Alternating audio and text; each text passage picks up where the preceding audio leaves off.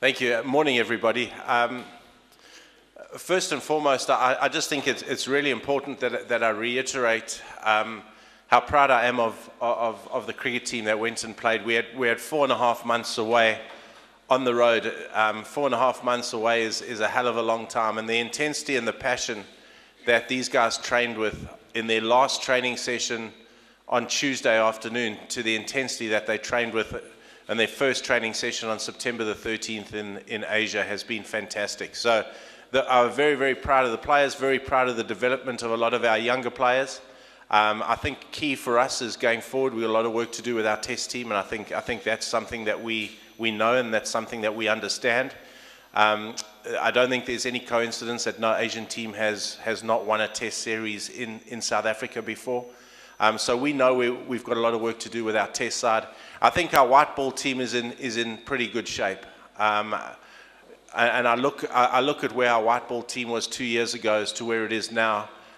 Certainly in terms of role clarity, in terms of skill sets that's required to win in all conditions, I think we're starting to make proper tracks there. So I was really disappointed, as were the boys. We were gutted that we didn't get over the line and win the one-day series.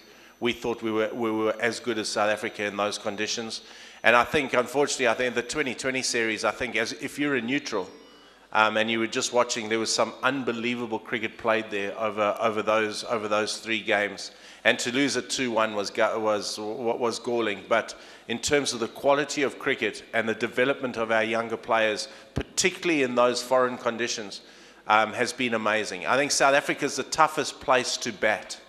And to get a man of the series in ODI cricket, to see Babar Azam's development across all formats on this tour was simply amazing, and I think was something to behold. So I sit here, although we didn't get the results, I sit here incredibly proud of that, of our efforts in South Africa. Talking to the South African press, talking to the South African public, they were immensely impressed with the standard of cricket that our guys played over the last 2 months in South Africa, which I think is testimony to A, the work rate of these boys, B, the skill sets, and C, the determination to keep getting better and better.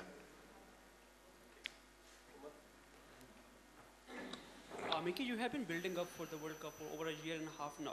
It seems like you know your 15 to 17 players, but PSL is coming up, and I'm not sure if you are going to resist the temptation of PSL or you're going to stick with the players you have. No, Umar, that's a very good question. Inzi and I have been on the same page for a long while here, and I'm going to be honest, because I told the boys in the dressing room the same thing the other night. I think we've probably got 19 players for 15 positions at the moment.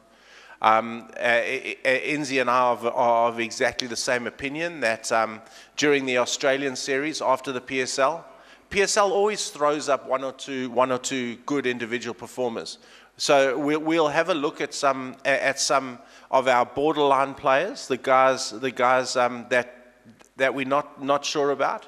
We'll have a look at them during the Australian series. And then we'll make our mind up leading into England. Obviously, we'll be taking that 15. So we're very close. And I think the key is that players get clarity in terms of their roles, and role clarity is particularly important. The other thing that's important for us is having an option with 2 game plans. And I say 2 game plans because the weather in England at any given time is very unpredictable. So we need an option where we have our spinners who are able to suffocate through the middle, because the key for us to win one-day games is about taking wickets through that middle.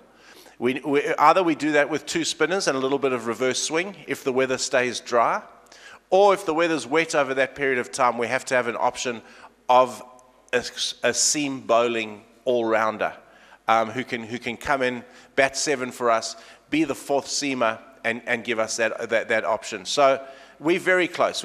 We've covered all bases in terms of our personnel at the moment. Mickey, you have stressed upon the role clarity, but there seems, when it comes to Sarfraz, there is some conundrum over there. We see him floating in the middle order. There is no set position for him. Previously, we have seen that whenever he has batted up the order, he has been successful. But throughout this tour, we have seen him demote himself. What is going on there? I want to understand the thought process. It's very simple. You know, we need to be very fluid, and we're very fluid with our game plans. Safraz has done exceptional work for us up and down the order. I think the thing that we've got to realize, though, is over a long tour, form comes and goes, and players start playing well, and then they slip off the radar for a little bit. And we need to then be able to send our form players in at any given minute. So for every role that we have, you would have seen we tried a couple of things in the 2020. We had a look at some key areas with some players. Some players played well through that period, some players didn't. But we had to have a look and give those players the opportunity to prove to us that A, they could do it, or B, they couldn't do it.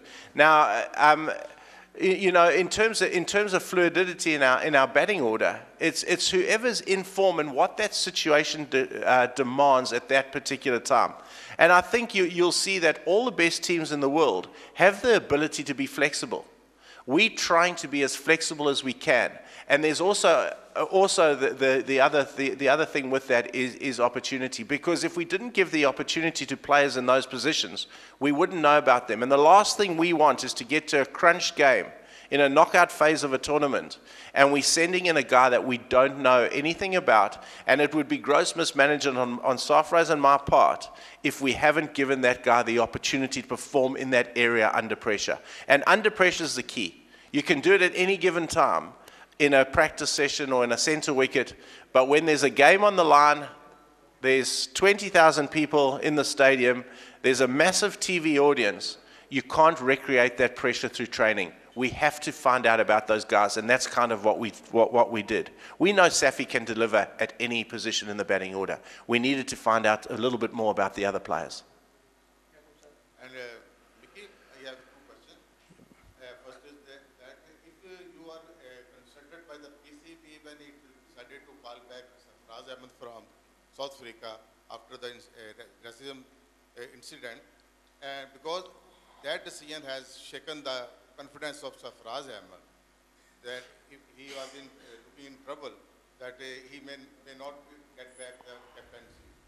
And second, in a recent interview, you have said that domestic cricket structure of Pakistan is weak. But I think in last three years, you receive a very good number of cricketers, even match winners, Shadab, and so how you rate these kind of talent? All right, let me deal with the first question first. I was kept very much in the loop by the PCB. Safraz, what he did was wrong, and it was worked through. We spoke it through as a team. We educated the team through that process. Safi took it on the chin. He apologized. He moved forward. Everything was handled properly. He was sanctioned by the ICC, and that's an issue between the PCB and the ICC. I can't answer that. But he was sanctioned, and he's been punished. He's apologized, so we can move forward from that. I was kept very, very much in the loop. The insecurities around Safi has been put to bed now, and we've got clarity on that. I was part of that conversation with the chairman as well. He consulted me, as he did Inzimam and a couple of other role players. We have made that decision because we are very comfortable with Safraz leading this team forward. So there's clarity, there's no more speculation. We know who's going to lead the team. Around domestic cricket, I just look at players that arrive in our setup. And this is no slight on anybody. This is an education process that we need to go through. I know the chairman, the new CEO at the moment, are working thoroughly to have a look at what a really good domestic structure is for Pakistan. Now, I'm not for 1 minute degrading the domestic structure. Is the domestic structure way too big? In my opinion, it is. I think we need to come back to strength versus strength. Is the conditions that the players are playing in domestic cricket, do they replicate first-class test cricket or international cricket? I'm not sure they do. Those are questions that we need to be answered, and the structure will be taken forward later. Mickey, you are giving excuses that Pakistani cricket is playing too many cricket. But on the other hand, we see It's not excuses, that's just fact. Indian team is playing too many cricket than Pakistan, and they are making history in the Australian team and beating Australian team and others top rank in the world. But you admit there is something missing in your planning and selection process. My second question is, will you continue after World Cup? Look, let me just answer that. We've played the most cricket over the last 4.5 months of any team in the world. And that's not an excuse. I'm not using it as an excuse because that's the way it is. And we've got to handle that. India have a large pool of players available to them, and they rotate their players very, very well. We didn't rotate our players as much because we were on a process with our young players. We need to educate them in all conditions. So that's exactly, that's a decision we made. The second part of your question was around planning. Our planning's done. We've got our schedules, we've got everything in place leading up to the World Cup. Myself, Inzimam and Sarfraz have been completely united in the process that we want going forward. We've been united in the playing group that we've identified. And as I've said, there's 20 players for maybe 15 places at the moment, but we united, we as one in terms of that identification process. So I think our planning is probably as good as it possibly could be for this time. And in fact, I'd say, having a look at and speaking to the South African coaches, I'd say we're probably ahead of a lot of other teams. I think a lot of other teams are getting to their best 15 in the next couple of months. But they've got a bigger pool of players at the moment from which to choose. We've condensed our pool primarily to give them more exposure to pressure situations, and now we've just got to make our decisions during the Australian tour, and then finalise that for the England tour. So I think in terms of our planning, we're pretty well on track. That's up to the PCB. As I say, I'd love to. But that's a separate discussion, and that's a discussion that we'll have to have at some stage. But I think there's a lot of work to do still with our test team, and I'd like to complete that. How challenging for you to work with the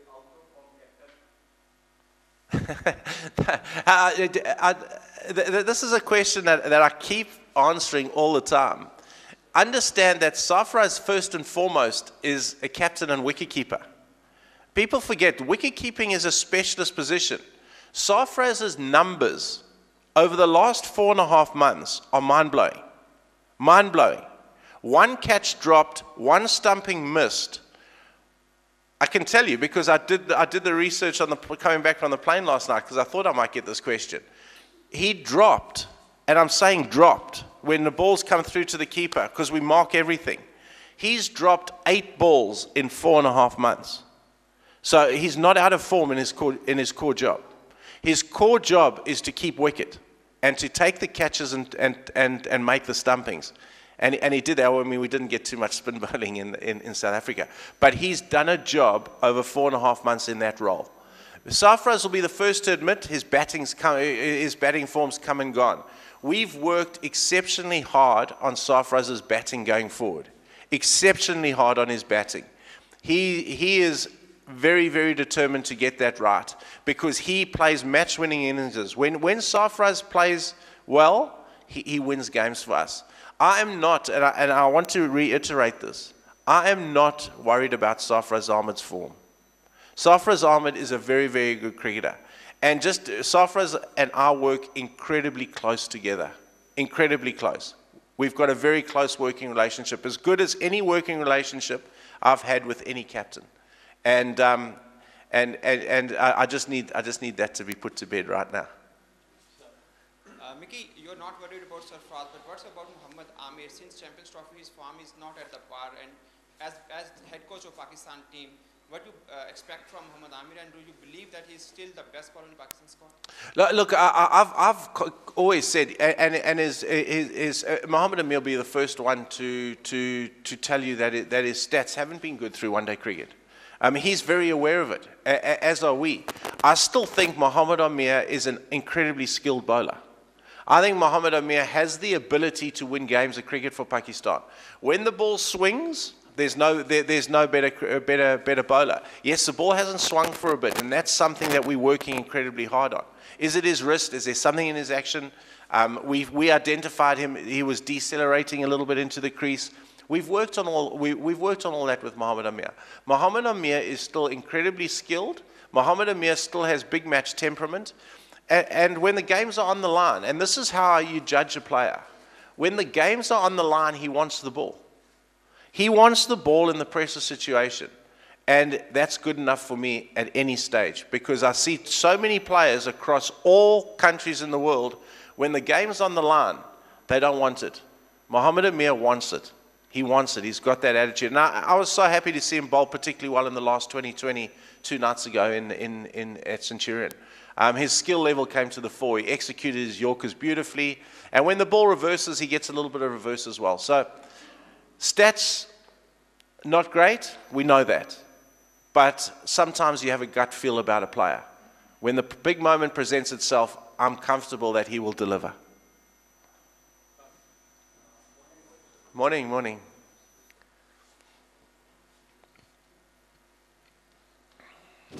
Mickey, we all know you are very professional and you are very loyal with your job.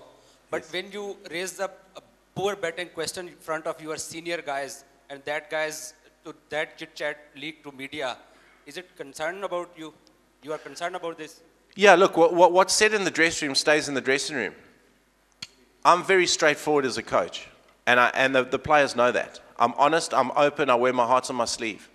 That creates, for me, an environment where there's a lot of trust. Yes, I'm pretty emotional at times. And at that particular moment, I did have a conversation with our senior players. But that was a positive, constructive conversation in the dressing room. A lot of the stuff was grossly exaggerated. And I'll make no apologies for having those discussions, because those discussions are only there to improve the team. Those discussions are only there to improve the team. And there's no malice intended at all. When we walk out the dressing room, we are as united as we were before that discussion. I need to give the guys a straightforward and honest appraisal, like I do at end of every day. We debrief every day of international cricket that we play. And I can't sugarcoat it when we didn't think it wasn't good enough. I hate the fact, though, that it comes out in the media. But why PCB and you compromise, and why do you not send home to that player who leaked your chit-chat with senior guys? Well, can you tell me who it was? If you tell me who it was, then we can take action. But you won't tell me who your source is, will you? Mickey, you say Pakistan lost 3 formats series. What do you say, who is responsible, bowling squad or batting line? No, I'm not going to. We're a united team. You know, once we start blaming batting lineups or bowling lineups, you split the team. You know, then the team becomes grouped as to bowlers and batters. We take responsibility, every one of us on that tour, for results. Whether you're a bowler, whether you're a batsman, whether you're a coach, whether you're a captain. We're in it together. We're a very, very proud team. And if you could see how gutted and disappointed the players are after every loss, you'd be incredibly proud of them, because it just shows how much it means playing for Pakistan to these players. Our dressing room is a shattered place when we lose a game. We're an incredibly proud team, incredibly proud. We don't like losing. We hate losing. We're there to win, and we're there to win for Pakistan first and foremost. One thing we need to say is sometimes the opposition plays incredibly well. South Africa in the tests completely dominated us in those conditions. And again, I thought the one-day series was touch and go. We had opportunities to win every one of those games. And that's the key areas that we as a team are focusing on. And those are the key areas we as a team are giving our attention to. Is that when a key moment presents itself in a game, we have to have the ability to nail it. And I think that was our problem on the tour. We didn't nail those key moments. So if we learn from that, when those key moments present themselves in larger games, hopefully then we can nail it. Mickey, if we saw Pakistan test performance after New Zealand and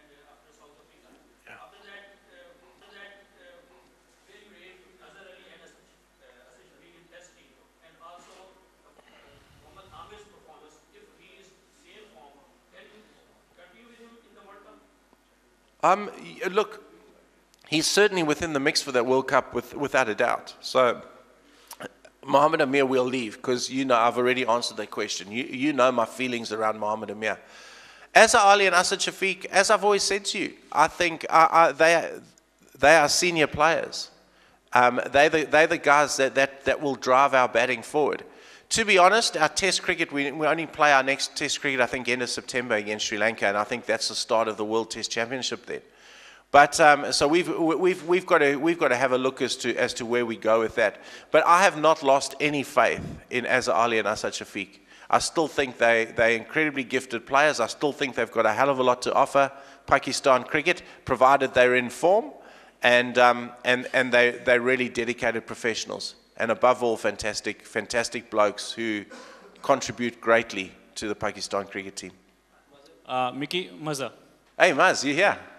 Yeah, Mickey, there was a game in South Africa where South Africa batsmen, they hit 11 sixes and Pakistan just... I knew you were going to ask this question, Maz.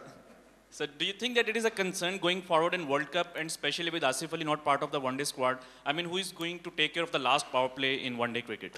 Maz, that's a great question. I think I answered it to you when you sent me those stats the other night. In 2020 cricket, we've won 14 of our last 18 games.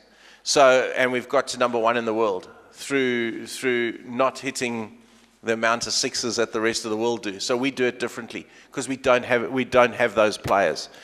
In one-day cricket, it's something we have to work on. We work on our power hitting every day we go down to the net.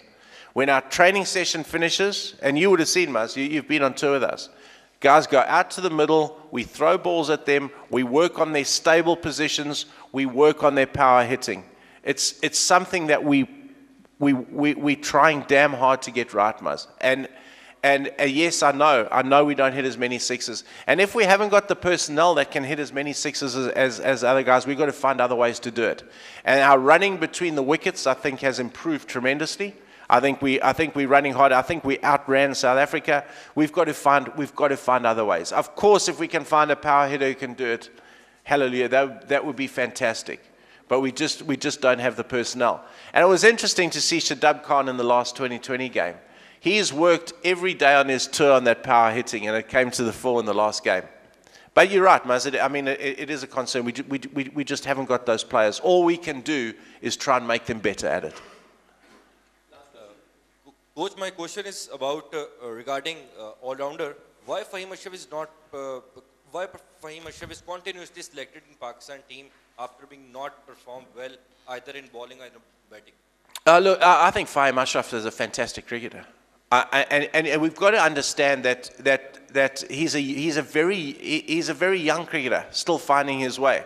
We're trying to develop a seam bowling all-rounder. I think our best way of winning test matches is with 5 bowlers, and I've said that unconditionally. I've said that all the time. That's our most attacking style. That's the brand that we want to play to win test matches. So Fahim Ashraf becomes critical to that. We have to work on Fahim Ashraf's batting though.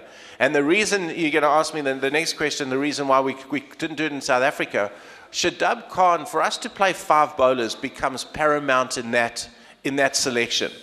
Because Shadab Khan can bat 7 and can be our 5th bowler. And that's no slight on Yasir Shah because we can play both of them with 3 seamers, and that's a hell of a good attack.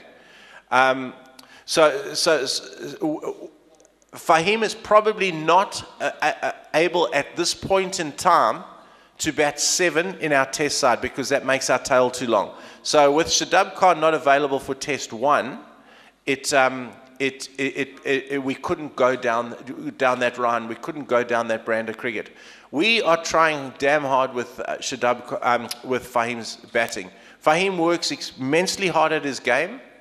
His bowling has got better and better at times. Towards the back end of the tour, he was iffy. The one thing he did exceptionally well though, when he had clarity around his role, he produced at the death. So we've got to take the confidence that he bowls with at the death to his first couple of overs in a game and give him that type of clarity, and I think we'll get the best out of Fahim. I still think Fahim Ashraf is a very, very talented cricketer and one that we can work on going forward. Last question, Reese. Yeah. Mickey, my question consists of Yep. first, you have done a wonderful job in a Champions Trophy with the three guys, senior guys you have in a team, Hafiz, Malik, and Azhar. What do you think, how these three will give you a good benefit in upcoming World Cup, because this is a wonderful and best inning you have to play in a World Cup. And the second one, do you think as a professional, your parallel job in a Pakistan Cricket Board as a head coach and in a PSL as a coach is a conflict of interest for you to select a team for World Cup? I'll answer that one first, because that's always a bone of contention. It's absolutely, in my opinion, and that's something that we'll talk about after this PSL. And I think the chairman spoke about it yesterday. It's in my contract at the moment, and that's the way it is. The second thing is I'm totally professional enough, and I read an article, I think it was yours, Umar, actually, on Cricinfo this morning. I'm way too professional to let those two things impact on each other. I'm here to do a job for Pakistan cricket. I want the best out of Pakistan cricket. I will select with Inzimam and with the selection panel, the best possible combination to win the World Cup. I think it allows me an opportunity to work with other players and allows me an opportunity to be at the coalface during the PSL to see any young talent that's out there. So in terms of my conflict in picking teams, absolutely not. I'm way too professional for that. Your first one around, the senior players are going to play a massive role for us in the World Cup. A massive role for us in the World Cup. In big tournaments, you need guys that have been there and have done it. So I hope Hafiz and Malik have exceptional World Cups, because if they do, we'll be getting enough runs to put pressure on our opposition. And I'm still of the opinion that during the Champions Trophy, our bowling attack won us that comp, and we have to get that bowling attack up to the mark again, because our batters will complement our bowling attack without a doubt. But Hafiz and Malik are going to be crucial to that for us. He did retire from. Yes, he did. He's retired from ODI. Yeah, yes. So he has retired.